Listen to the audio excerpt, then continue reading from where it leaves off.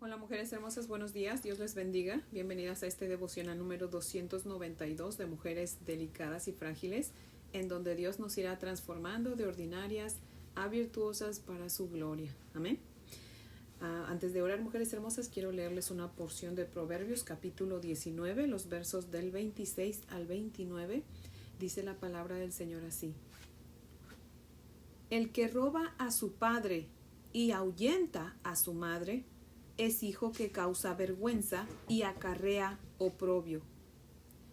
Cesa, hijo mío, de oír las enseñanzas que te hacen divagar de las razones de sabiduría. El testigo perverso se burlará del juicio, y la boca de los impíos encubrirá la iniquidad. Preparados están juicios para los escarnecedores, y azotes para las espaldas de los necios.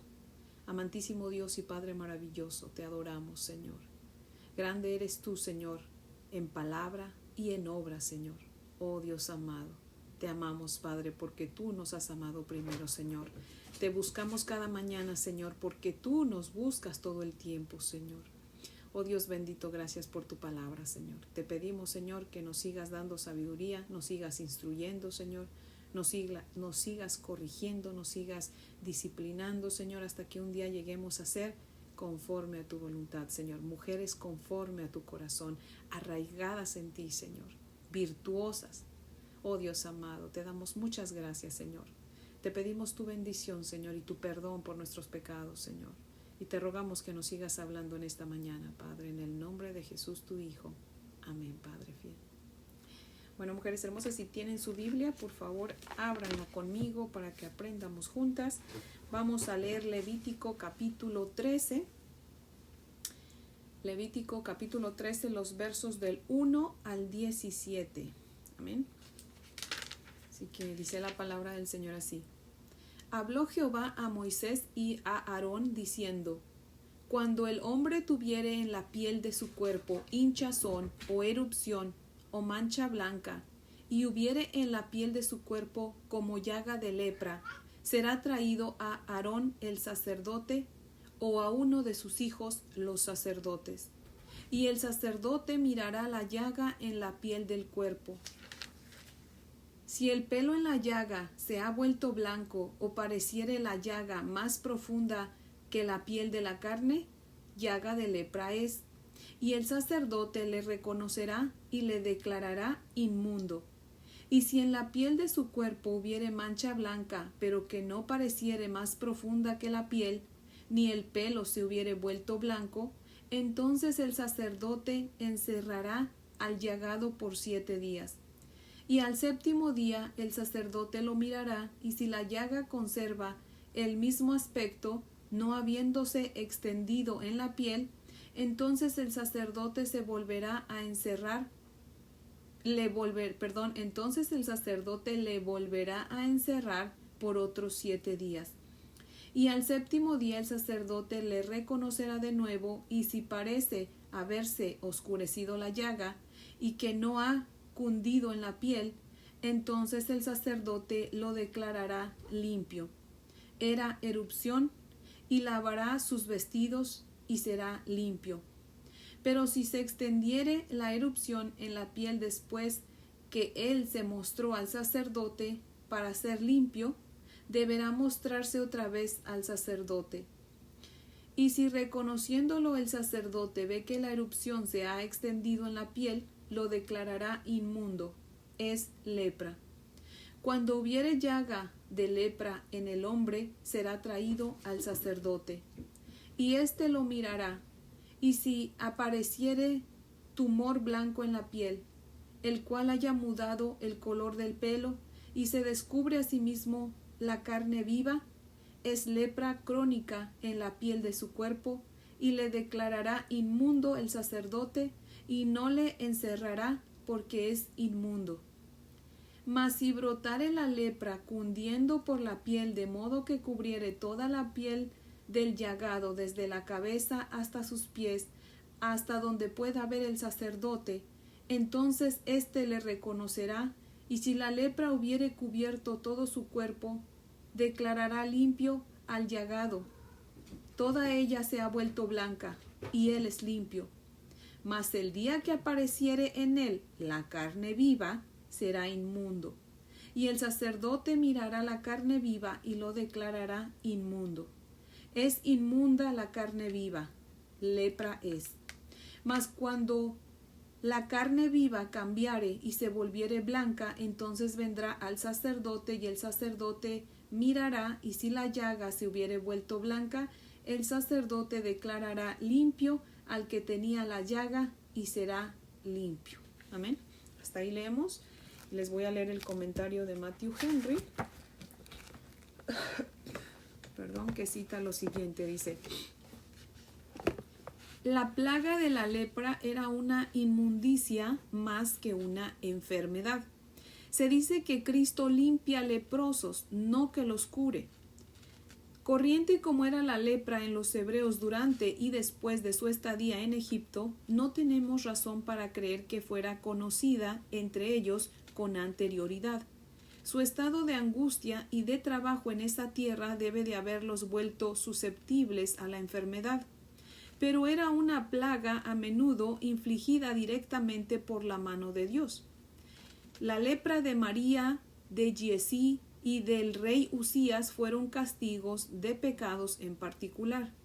No hay que maravillarse que se tomara el cuidado de distinguirla de un romadizo corriente. La decisión respecto de la lepra fue dejada a los sacerdotes. Era figura de las contaminaciones morales en la mente de los hombres por el pecado, el cual es la lepra del alma que corrompe la conciencia y la cual Cristo solo puede limpiar. El sacerdote solo podía acusar al leproso. Se abre paréntesis. Por la ley se conoce el pecado. Se cierra el paréntesis. Pero Cristo puede curar al pecador, puede quitar el pecado. Obra de gran importancia, pero muy difícil, es juzgar nuestro estado espiritual. Todos tenemos razones para sospechar de nosotros mismos, estando conscientes de llagas y manchas, pero la cuestión es si uno está limpio o inmundo. Como había ciertas señales por las cuales se reconocía la lepra, así hay señales como la rabia amarga. El sacerdote debe darse tiempo para hacer su juicio. Esto nos enseña a todos, tanto a los ministros como al pueblo, a no apresurarse para censurar ni juzgar antes de tiempo. Si los pecados de algunos hombres se hacen patentes antes que vengan a juicio, mas a otros se les descubren después, y lo mismo ocurre con las buenas obras de los hombres. Si la persona sospechosa fuera hallada limpia, a pesar de ello debía lavar su ropa, porque hubo base para la sospecha. Necesitamos ser lavados de nuestras manchas en la sangre de nuestro Señor Jesucristo, aunque no sean manchas de la lepra, porque ¿quién puede decir yo estoy limpio de pecado? Fin de la cita. En este capítulo 13, todo el capítulo 13, que por cierto está largo, tiene 59 versículos, y todo el capítulo 14 nos hablan de las leyes acerca de la lepra. Y la lepra en la Biblia pues es figura de pecado. Y pues wow, porque vaya que sí se parecen mucho la lepra y el pecado. Pero yo quiero que sepan, mujeres hermosas, que desafortunadamente todavía hay casos de lepra. Tal vez muchas de ustedes lo sabían y otras no, pero sí, la lepra no solamente fue en el Antiguo Testamento. Hasta la fecha de hoy todavía hay personas que tienen lepra. Son muy pocas, pero todavía hay, ¿verdad? No se ha erradicado la lepra del todo. Así que me puse a investigar y encontré un video que habla de la lepra. Es un médico bacteriólogo que a mí me gustaría que escucharan, mujeres hermosas. Yo creo que la pobreza más grande es la falta de conocimiento, ¿verdad? La ignorancia. Y muchas veces la ignorancia mata, ¿verdad? Destruye. Así que yo creo que sería bueno que nos informáramos acerca del tema y pues de esa manera acabar con los mitos, ¿verdad? Y conocer las verdades acerca de la lepra, ¿verdad? Cuáles son sus causas, sus síntomas y las maneras de contagio, ¿verdad? y pues también cómo curarse, ¿verdad? Así que yo quiero ponerles el video para que ustedes lo escuchen. Dura aproximadamente unos 10 minutos y al terminar pues continuamos con el estudio, ¿verdad? Pero, mujeres, es una información muy importante, por favor, escúchenla. Buenos días, el día de hoy vamos a hablar de la enfermedad de Hansen, mejor conocida como la lepra. La lepra es una enfermedad que nos ha acompañado desde el principio de los tiempos. Tenemos récord de la lepra desde tiempos bíblicos. Este es un pasaje del Levítico en el que nombra como un paciente leproso es un paciente que tiene que estar aislado del resto de su comunidad porque se lo considera inmundo. La lepra para la mayoría de las culturas antiguas tendía a considerarse como un castigo de Dios. Esto desde la India hasta los pilares de Hércules. Se creía de esta forma que solo le daba a individuos impíos, pero la historia se encargó de demostrarnos en más de una ocasión que esto afectaba tanto a mendigos como a reyes y tanto a piadosos como a pecadores. Probablemente la historia más famosa alrededor de estos pacientes leprosos fue la historia del rey Balduino IV de Jerusalén, un rey cruzado muy piadoso de la época del siglo XII en el teatro histórico previo a la Tercera Cruzada que derrotó a Saladino en la batalla de Montguisard.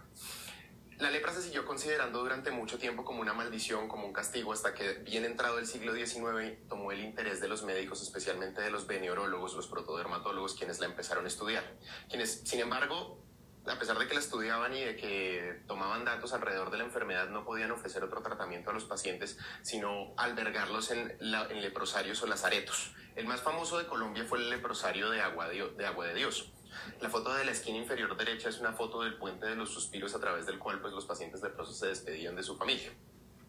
Hasta 1873 se consideró pues, o como un castigo divino, como una enfermedad, hasta que el doctor Gerhard Hansen, un médico noruego, empezó a descubrir la asociación de la presencia del Mycobacterium lepre en la piel de los pacientes enfermos. Pero como no pudo cultivar el Mycobacterium lepre, entonces la comunidad científica desacreditó su teoría y no fue sino hasta casi 10 años después que Koch probó a través del descubrimiento del Mycobacterium tuberculosis que la teoría microbiológica existía y que esto era una enfermedad micobacteriana. Hasta la década de los 40 no hubo un tratamiento efectivo para darle a los pacientes. En la década de los 40 apareció la Dapsona y ni con la era antibiótica pues la lepra se convirtió en una enfermedad curable.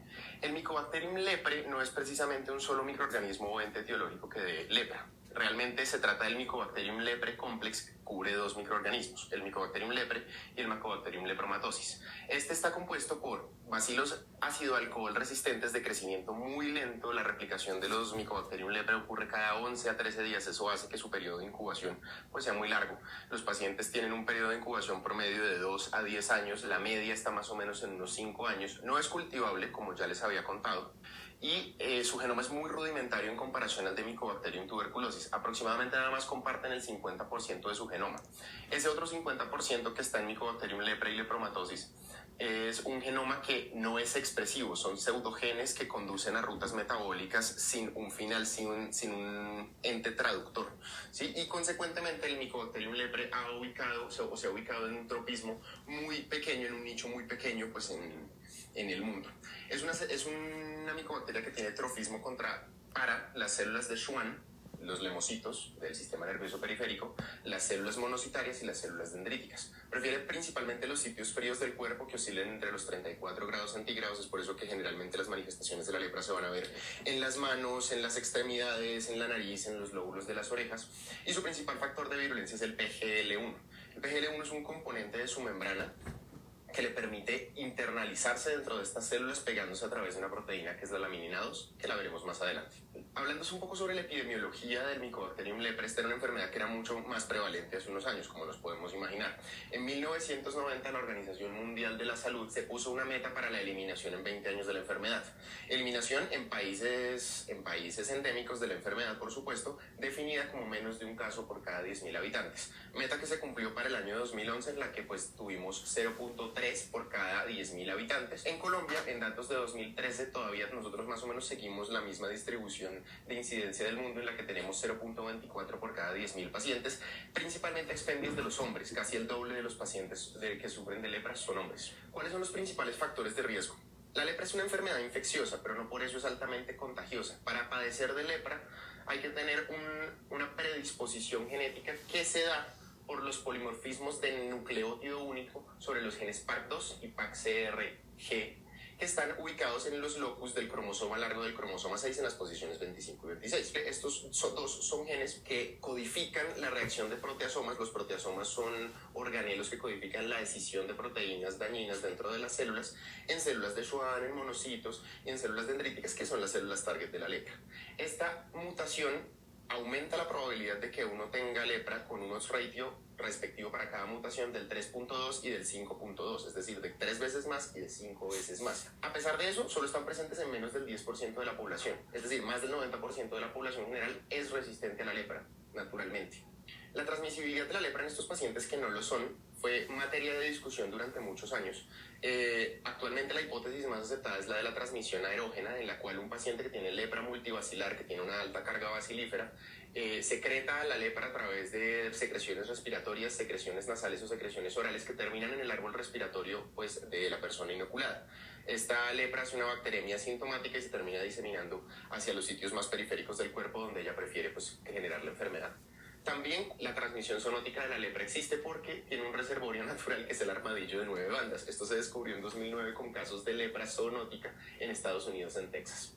Para hablar sobre la patogenia de la enfermedad y tal vez desglosarla un poco por su complejidad, nos tenemos que ser claros en el principal factor de virulencia del Mycobacterium leprae, que es el PGL1. Como ya les había contado antes, este es un componente de su membrana y de su pared que lo va a ayudar a adherirse a la laminina 2 que está presente en las células de Schwann.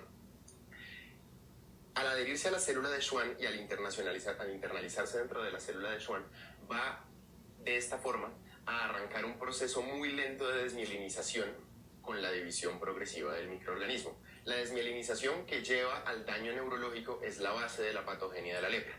El PGL1 en modelos animales que están inmunosuprimidos también tiene la capacidad de producir apoptosis sobre las células de Schwann. Sin embargo, se ha probado que la mayor cantidad o el mayor porcentaje de daño neurológico está producido no por el microorganismo en sí, sino por la respuesta inmune que se produce contra el microorganismo, que va a ser principalmente una respuesta de helper 1 cuando la respuesta es enérgica. Entonces esto va a producir interferón gamma, factor de necrosis tumoral, interleuquina 1, entre otro, pues, gran cóctel de interleuquinas proinflamatorias que va a terminar produciendo el daño neurológico y consecuentemente las manifestaciones típicas de la enfermedad.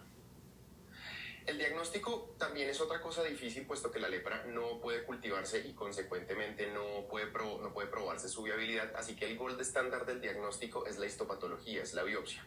La biopsia debe tomarse de una lesión tomando en cuenta su borde libre, es decir, su borde sano con su borde enfermo, para cotejarlo al microscopio. Debe recibir tinción con hematoxilina de eosina para poder mirar, pues, las características celulares del paciente, del huésped, y debe ser teñido con la tinción de Fitte. La tinción de Fitte es idealmente con la que se van a poder ver los bacilos lepromatosos del Mycobacterium leprae complex. Si no es posible tener esta tinción, también se puede hacer con la tinción de Ziehl-Neelsen.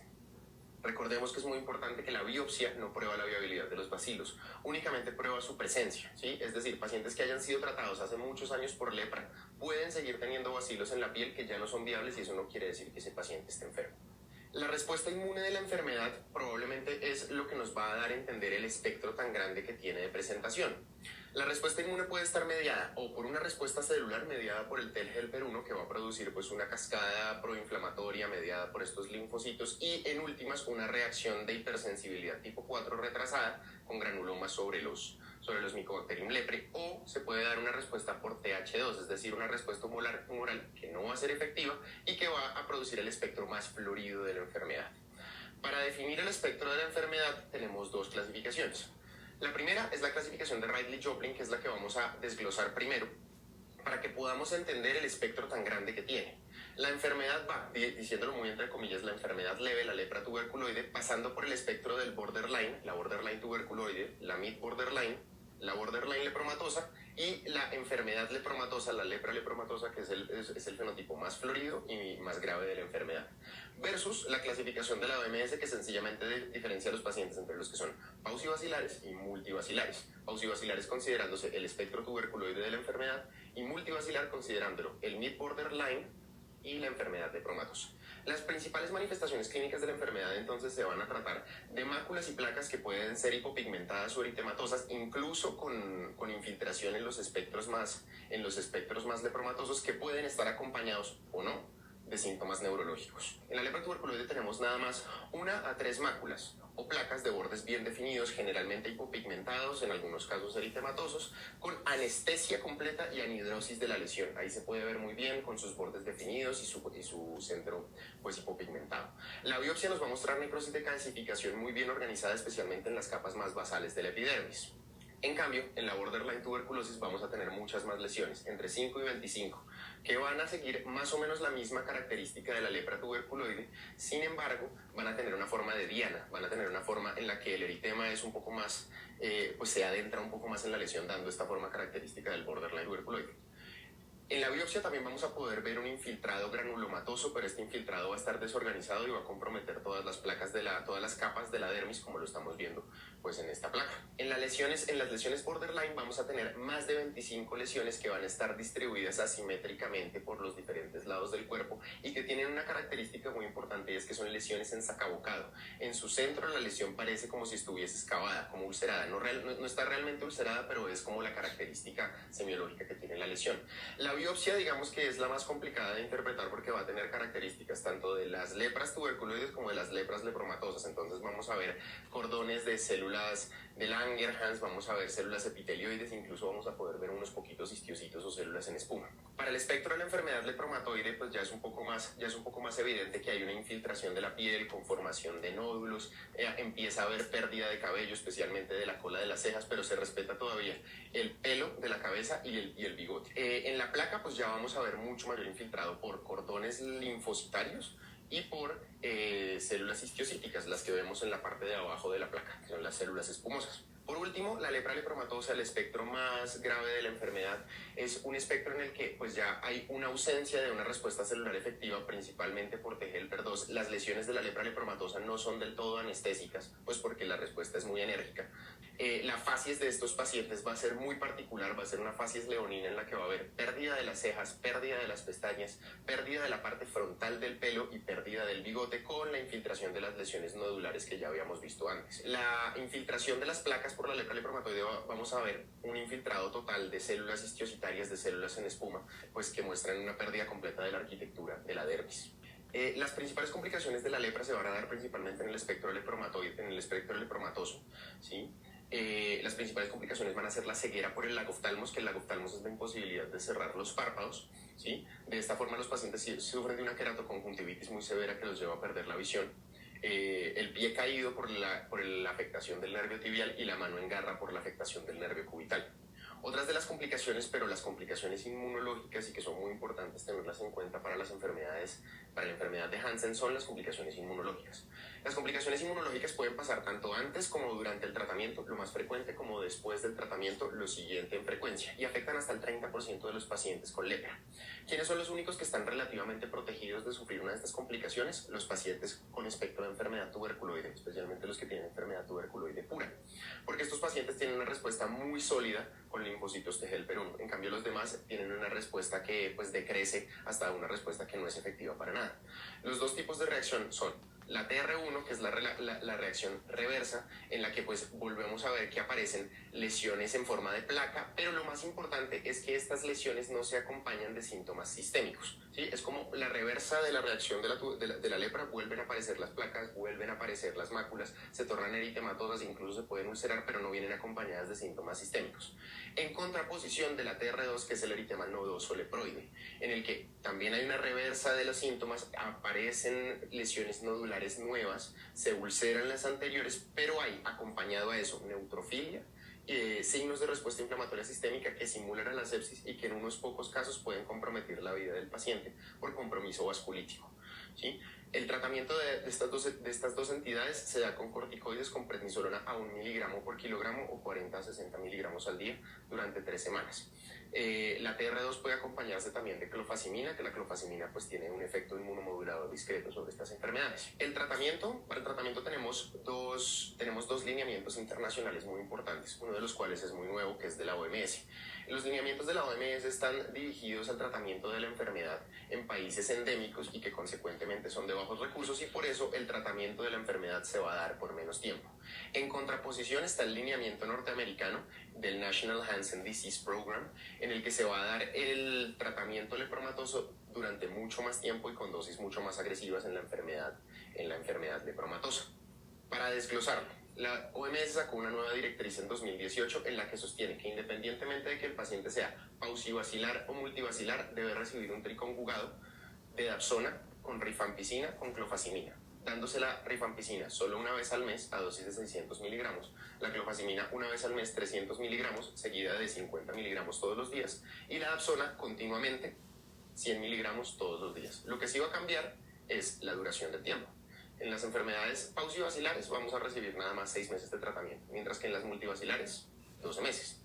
Si volvemos a los lineamientos norteamericanos y bajo los cuales nos estamos rigiendo en la mayor parte de las Américas, la lepra sí va a tener una diferencia o un cisma de tratamiento. Los pacientes que tengan lepra paucivacilar van a recibir manejo únicamente con rifampicina y con dapsona. Pero la rifampicina, en contraposición de las guías de la OMS, se va a dar todos los días en dosis de 600 miligramos, asociada a la dapsona 100 miligramos. La enfermedad paucivacilar va a recibir 12 meses de tratamiento. La enfermedad multivacilar sí recibirá un triconjugado de rifampicina con dapsona con clofazimina, sin dosis de carga de clofazimina, con un tratamiento de 24 meses. Eso fue todo por hoy del tema. Les agradecemos que nos hayan acompañado. Mujeres hermosas, ¿qué les pareció ese video? Yo creo que este doctor tiene mucha información, ¿verdad? Y aunque fue breve el video, pero creo que sí aprendimos bastante, ¿verdad? Y pues obviamente quisiera tocar algo que él dijo, ¿verdad? Él obviamente como doctor, pues si él no es creyente, obviamente no va a reconocer que la lepra, pues sí, Dios la mandó como castigo, ¿verdad? El hecho de que alguien sea piadoso no significa que no peque. Recuerde que no somos pecadores porque pecamos, sino que pecamos porque somos pecadores, ¿verdad? Pero bueno, lo que yo quería en este primer devocional de las leyes de la lepra o acerca de la lepra, ¿verdad? Es que conociéramos lo más que se pudiera, ¿verdad? Acerca, obviamente, de la lepra para no estar en ignorancia, ¿verdad? Y de esa manera, pues, entender los siguientes devocionales que vamos a tener, ¿verdad? Acerca de ella. Y podamos ver el por qué la lepra es figura del pecado, ¿verdad? Así que, bueno, mujeres hermosas, no quiero quitarles mucho su tiempo porque yo sé que pues la mayoría trabaja y están ocupadas, pero pues eso fue todo por hoy, así que las invito a orar para que podamos concluir, mujeres hermosas. Amantísimo Dios y Padre maravilloso, te damos gracias, Señor, por esta tu palabra, Señor. Gracias, Padre, por las personas, por los médicos, Señor, que están estudiando, Padre, para encontrar el cura para la lepra, Señor. Padre, sabemos, Señor, que pues la lepra, conforme a tu palabra, Señor, pues fue algo que tú mandaste, Señor, por castigo, Señor. Y Padre, pues obviamente al quedarse, Señor, en el cuerpo de las personas, ¿verdad? Muchos fueron sanados, muchos no, Señor. Entonces eso se fue, pues ahora sí que contagiando, ¿verdad? Se fue pasando a otras generaciones y hasta el día de hoy pues tenemos personas que todavía, Señor, desafortunadamente tienen lepra, Señor, por las cuales te pedimos, Señor, que antes que nada tú, Señor, les limpies de sus pecados, Señor, les perdones sus pecados, Padre, y los salves, mi Dios amado, que esa situación que están pasando, esa enfermedad, Señor, sirva para que ellos vengan a ti, Señor, para que ellos te reconozcan como su único Dios, Señor, y te consagren su vida, Padre Santo, sean salvos, mi Dios amado. Y por favor sigue bendiciendo a todas esas personas que estudian, Señor, para poder lograr, Señor, encontrar un día el medicamento correcto, ¿verdad? Para erradicar la lepra, Señor, que sabemos, Padre, que tú eres el médico de médicos, Señor, y a la hora que tú quieras, Señor, con solamente decirlo, Padre, la enfermedad se va, Señor, pero si nos permites todavía seguir lidiando con eso, Señor, tú sabes que lo necesitamos, Padre. Y pues mientras estemos en este cuerpo pecador y en este mundo corrupto, Señor, pues vamos a seguir lidiando con las enfermedades, pero te pedimos, Señor, que tú nos sanes, que tú nos limpies, Señor, de la enfermedad que más nos ataca a todos, Señor, que es la enfermedad del pecado, Señor. Por favor, Padre, ayúdanos, Señor, límpianos, Señor, ayúdanos, permite que tu bondad nos guíe a todos al arrepentimiento, Señor. Que podamos reconocer, Señor, que somos pecadores, Padre, que podamos reconocer nuestra enfermedad, mi Dios amado, para poder venir a tu presencia y pedirte que nos perdones, Señor, reconocer que necesitamos de tu salvación que tú diste por medio de tu Hijo Jesucristo, Señor. Así que, Padre amado, ayúdanos, Señor, limpia nuestros corazones, nuestras mentes, Señor, y ayúdanos, Señor, a aceptar siempre tu voluntad, a estar de acuerdo contigo, mi Dios amado. Dice tu palabra que cuando el vaso le dice al alfarero, ¿por qué me hiciste así o por qué me hiciste así? Asimismo nosotros, Señor, tú eres nuestro hacedor, Padre, tú eres el creador. ¿Cómo vamos a decirte por qué esto, por qué lo otro, Señor? No, Señor, te damos gracias por lo que tú haces, mi Dios amado, y por lo que harás en nuestras vidas, Padre. Estamos aquí como tu sierva, Señor, por amor, porque tú nos has amado primero, mi Dios bendito. A ti sean la gloria y el honor, Señor, y te damos gracias, mi Dios bendito, porque tú eres muy bueno, Señor. ¿Cómo no te vamos a amar, Padre Santo? Alabado sea tu santo y precioso nombre, Señor. Y gracias por cada mujer hermosa que escucha estos devocionales, Señor. Que no sea yo, Padre, sino tú por medio de mí, Señor. Ahí donde está cada una de estas mujeres hermosas, Señor, que tu Espíritu Santo sea derramado sobre de ellas también, Señor. Y Padre, sé tú con ellas el resto de este día y el resto de sus vidas, Señor. Sé tú, Señor, acompañándonos en todo lo que hagamos en este día, Señor, y que todo lo que hagamos, piensemos, digamos, Señor, sea agradable para ti, Padre, y seamos de buen testimonio para otros, Padre. Ayúdanos a hacer iglesia no solamente dentro de esas 4 paredes del templo, sino también afuera, Señor. En el nombre de Jesús, tu Hijo, te damos gracias y te pedimos todo esto, Señor. Amén, Padre fiel. Bueno, mujeres hermosas, pues espero que tengan un día muy bendecido. Y si Dios nos presta vida, pues aquí las espero mañana para que sigamos aprendiendo de la palabra de Dios. Amén.